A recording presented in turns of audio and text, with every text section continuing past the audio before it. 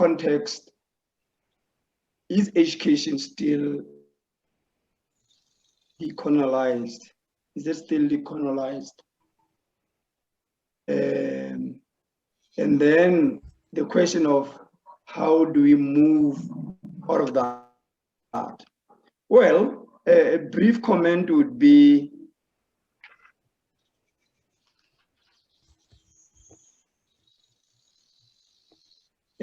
of course, there are still elements of colonialized education, which we are saying needs to be broken, needs to be decolonized, as it were. And I think it takes a number of things to do that. First of all, the acceptance that yes, there are elements of colonization in our education.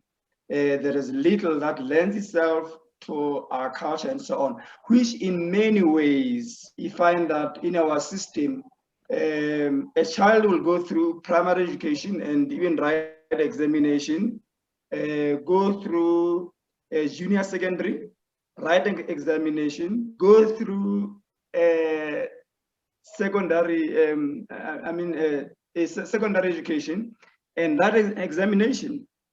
At the end of that, that child still cannot put things together in order to make a living and all that. Why? Simply because the education system has been such that it was very bookish, it was exam oriented and focused.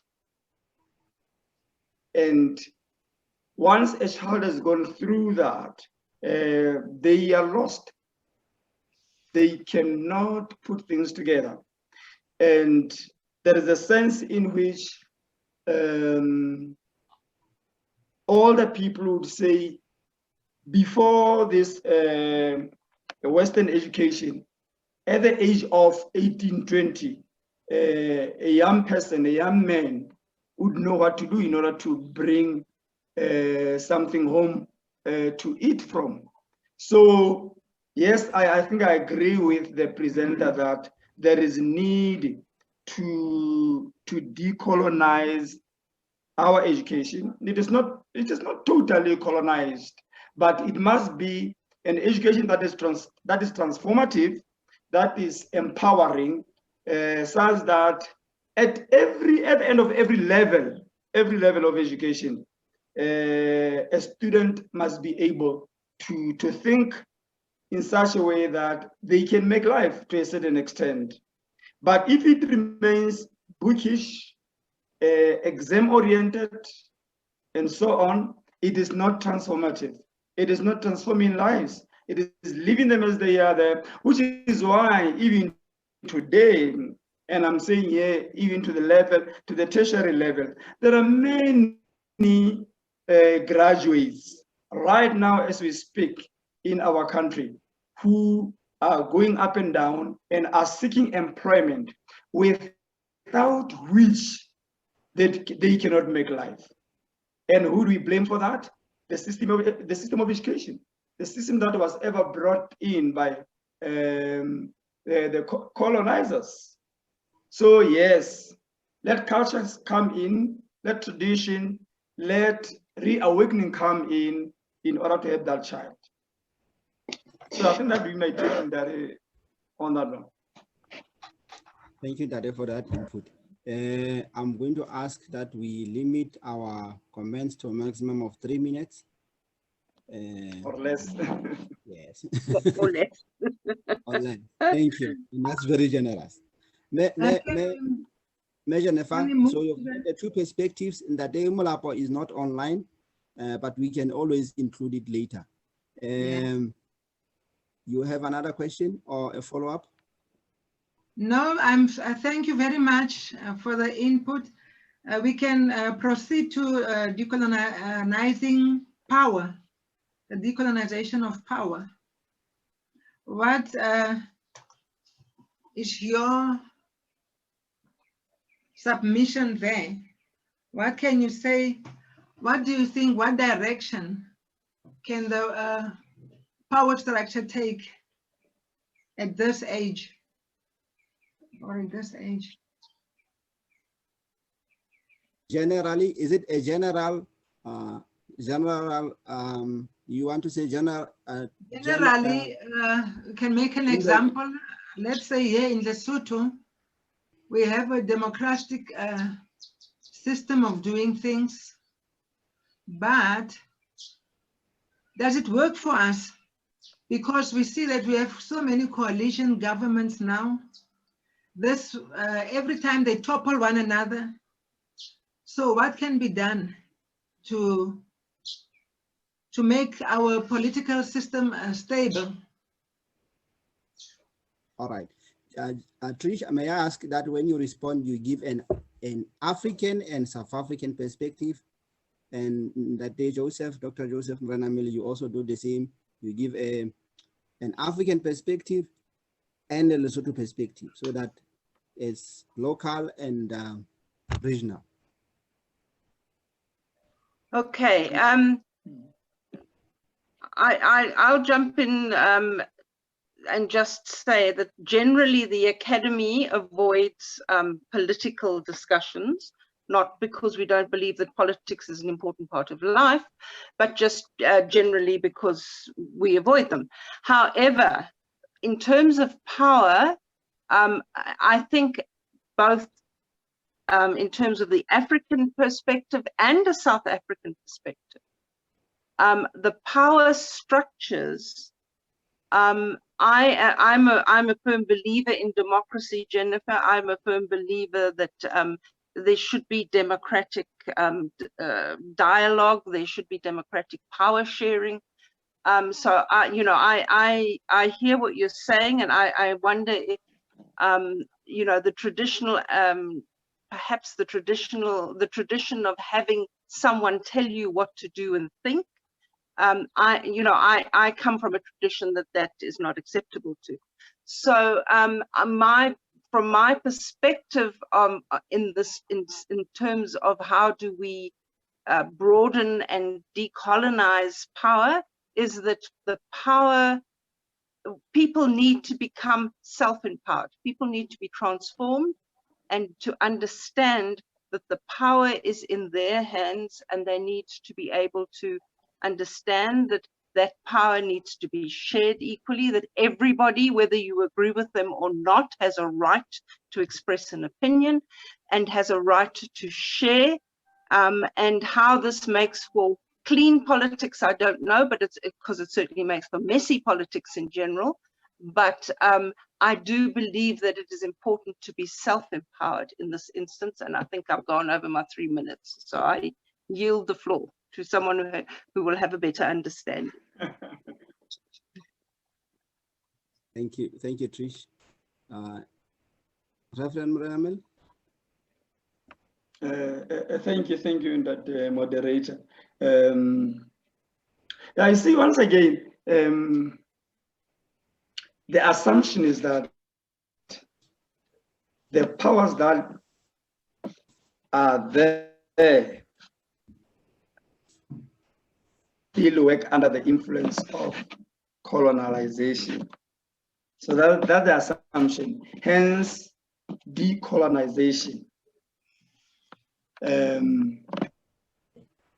Again, that could be true only to a certain extent. I think most of the political systems in Africa, of course, are based and come out of the era of colonization, be it British, French, and so on, those who had been our colonies. So I would say there is need for that, of course, once again, there is need for that to be brought home, those powers. And once again, just like Trish was saying, if we believe in democracy, which I do, it must be pure democracy. That will give everybody an opportunity to have a say in all that. And this is exactly what I think we have seen African politics, African powers failing to do. At the beginning, they purport to be going for that. And as time goes, they are out of that. they now become very hungry for power, for individualistic power. Okay, Africa as a general. Now, decolonizing power in the context of Lesotho. Lesotho is no different, unfortunately. It is no different from what Africa is. When we're taking off, we take off as people who speak for the people, the word of the people, by the people, and so on. But as time goes, it becomes very narrow. It becomes something that is supposed to satisfy somebody and their family and friends and all that. Not to mention, or rather, different from what the founder of Basotho, King Moshoeshoe the First, who was a man of peace and who wanted unity and freedom and sharing power with everybody as a king with those under him and all that. But today, it is a me power, which is why there is so much of destabilization throughout. There's no stability. Why? Because power has become so egocentric with those who once get it and they do not want to leave that. So in a greater sense, it needs to be liberated in order for everyone to have a share and in manners that are equal and are helpful to those who are in the system. Thank you very much, Pastor. And what can you say about globalization? Because I hear some other people now talk about globalization in the power system. Like having one government.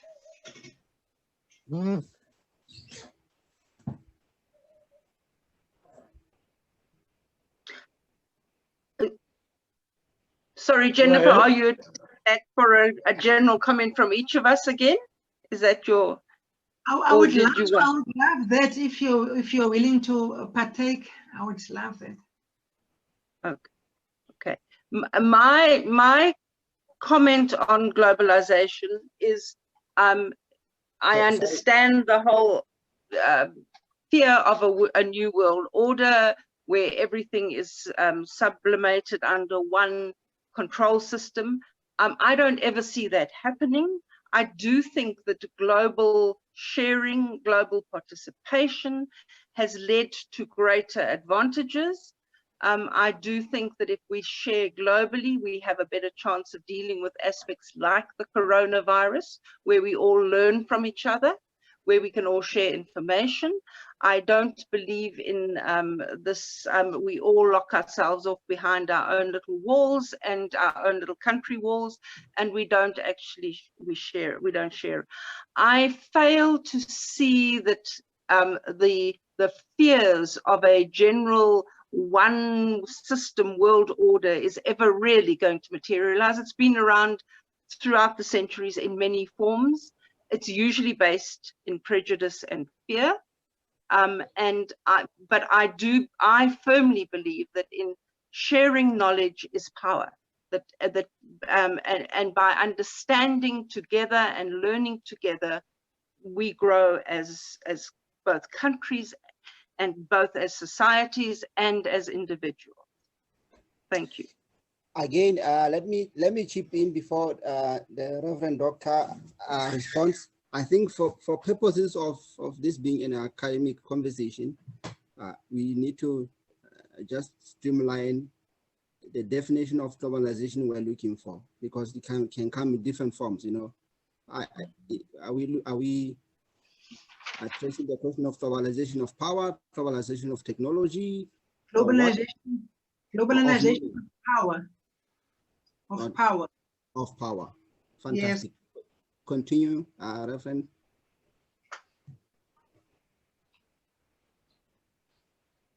Thank you. Yes.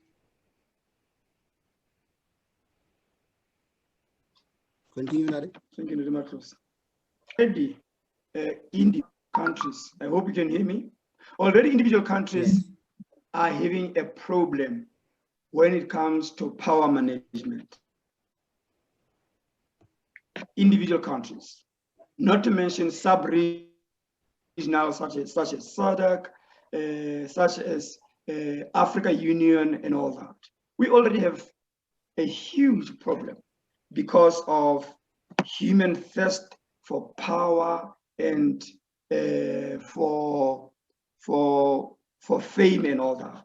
So if you talk of globalization of power, I don't think that will be to any human gain in any form. In my view, that will only bring more depression than what we have already. But I believe in globalization, where technology, information, and all that is shared and so on, and we are indeed enriching each other for the good of all. But personally, I don't really believe in one governance globally and all that, trying to have one system for everybody. We are different nations, different tradition and cultures already, and we cannot be under one system in any way and still go on. Otherwise, it will be the survival of the fittest. Thank you, Ndati. Now, can we proceed to the last one, which is decolonization of being? Maybe can you elaborate briefly, just so that? Thank you, Mr. Moderator. Decolonization of being, if I can make examples, the space where we live in, like now we have this global warming, and also our spirituality. It involves that areas. Okay, so is it for a common understanding of everyone that you would like us to deal with decolonization of spirituality? I can just make an example here. In the context that we live in, we have Christianity and all these other religions. In my case, I also use African traditional religion, which in the Basotho culture, you may understand that I use my indigenous knowledge systems and Christianity, but now I find myself in the lurch with born-again Christians, because born-again Christians will quote scriptures for me in the Bible that show that my religion, my African traditional religion, is evil, it's satanic, and all that stuff. So going back to the colonizers, maybe when they came, I think they should have dealt with it in a different manner, because they found us here. We had our own traditions and our belief systems. Like an example, the Basotho believed in God, as the Basotho prayer states, that Sasamacholo, they already knew God. Now, from my point of view, they should have come together and say, okay, let's work out a system that will suit everyone, because the Bible will stand for everyone. Even in my African traditional religion, there are scriptures that support my beliefs, my indigenous belief system. So I just like us to maybe unravel that confusion. All right, let me come in again. So Jennifer has expressed her personal belief on the two areas of religion, her basing on the Sesotho side and the Christianity, and this being for purposes of her academic submission, she really wants you to give an opinion on her thought. And just to top up there, I'm also doing a scientific spirituality and science now on top of that. And I combine all the three. And I just feel that if someone help unravel this mystery? All right, let's just allow them to chip in. If you have further questions or you want clarity on their comments, you get that opportunity. Trish, you want to start? Okay, and I'll start. I'll start with the academy perspective. The academy teaches a doctrine. It's not a doctrine.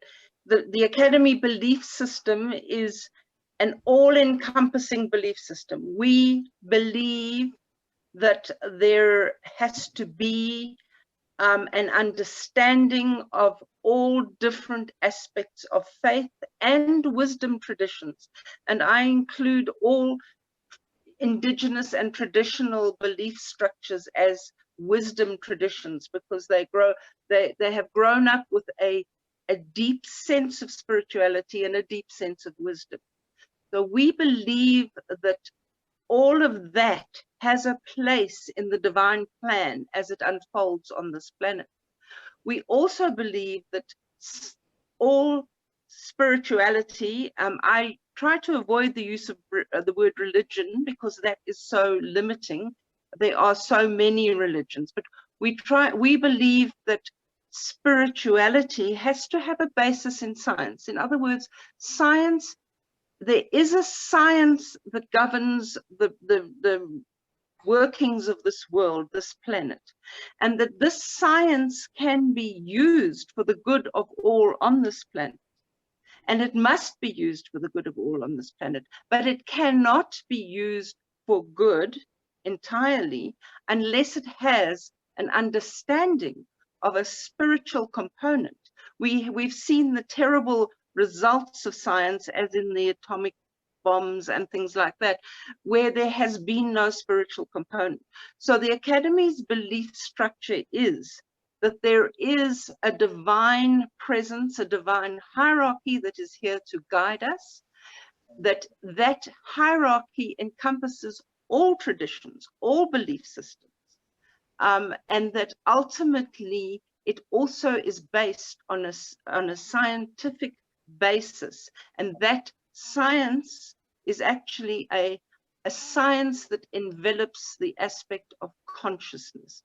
So for Jennifer, my comment to Jennifer would be, I understand we have the same issues with born again Christians.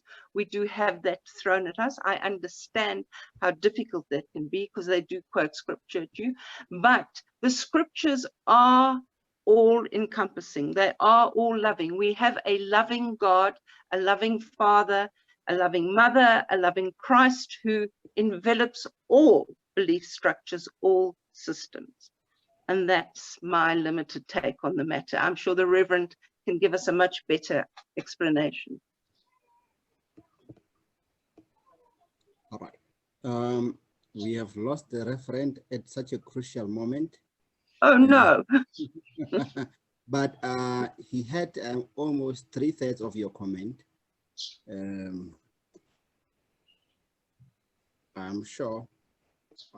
Jennifer, how much long do we have in this conversation? I hope.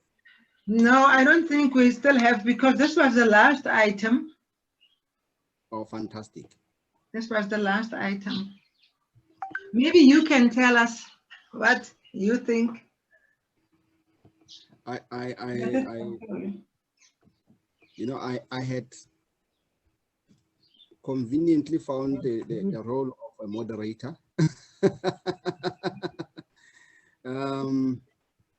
So I've not been thinking about, okay, what is my role in this? All right, my personal, this is really my personal position in the whole thing, to say that as a Christian, Yes, I want to understand that from it. It is possible that the missionaries who brought the gospel to us had good intentions, and along the way there was truth in the gospel. However, in delivering the truth, the good news, then the personal interests came in. So you look at how the French came in. So they would have, they didn't come as the French first. They came as the French missionaries. You know, they didn't come as the British nation. They came as the British missionaries. So the Reverend is trying to answer, to respond. So let me speak to him. Dadam Root. In African context, and then zero down to Lesotho as it were. Yes, like many believe, Basotho have always believed in a deity that is powerful, that is beyond and all that, and that is not human, that is God Himself. And the same is true in the African continent, expressed in many ways. When the gospel came to Lesotho in the year 1833, I believe it came to highlight the very belief and to give it a focus. And human beings are such that they believe in any power, in anything that is beyond their capability and so on.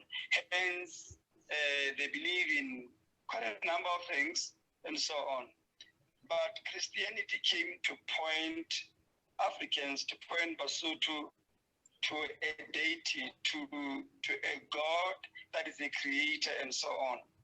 Unfortunately, when missionaries came into a different context in Africa, they brought both the gospel and also their own cultures. And in many ways, they highlighted their cultures much more than the gospel. And that only caused a negative reaction from different nationalities, from different African peoples. And the same was true in Lesotho, but as we know from the history of Basotho, there was time when the founder of the Basotho nation also actually consulted missionaries from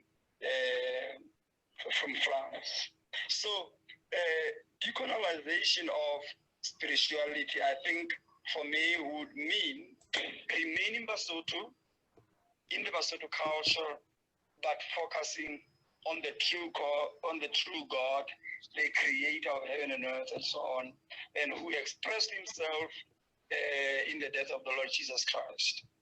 I do not believe that to be authentic Mosotho, there must be a Mosotho God, a Mosotho Jesus, and so on. But I think we just need to embrace our culture, to embrace ourselves as Basotho, even in the way we express ourselves, in the way we reach out to God in worship and so on. And that is fine. And that will go in our dancing as a way of expression. It will also come out in the language used, in the songs used, and so on. And I think that would be my take into that. Thank you. I think you are, in summary, you are saying the problem is when you try to put them in boxes. Yes. All right. Mm. Well, I almost sounded like your disciple. You didn't hear my comment, but we share the same thoughts. So you are my true teacher.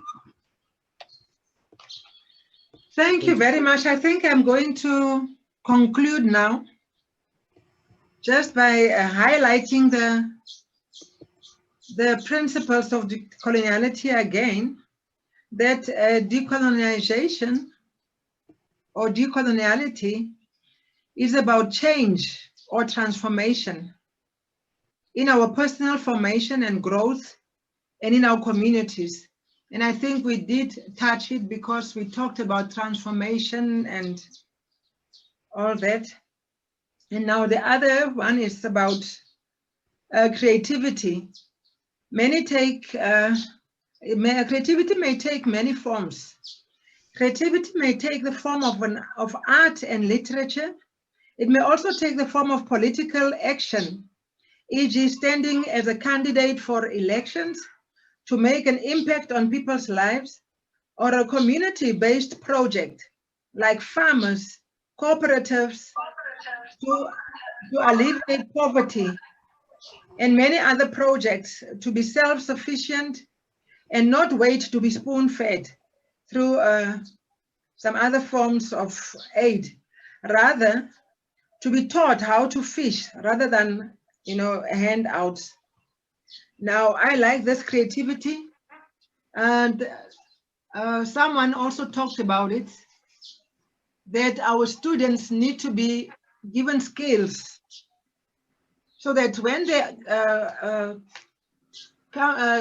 complete their high school education, like grade 12, they can be able to put bread on the table. And now the other one is learning is personalized, situated, or local. And this one, I also think we did touch. The other one is that decolonization is transdisciplinary, which means we touched different disciplines. We brought different disciplines together.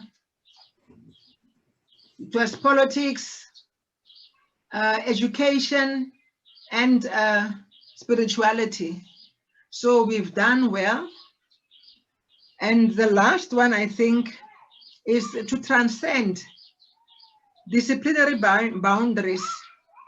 That means that means to think outside of the box in terms of our discipline, to break disciplinary, temporal, and geographical boundaries.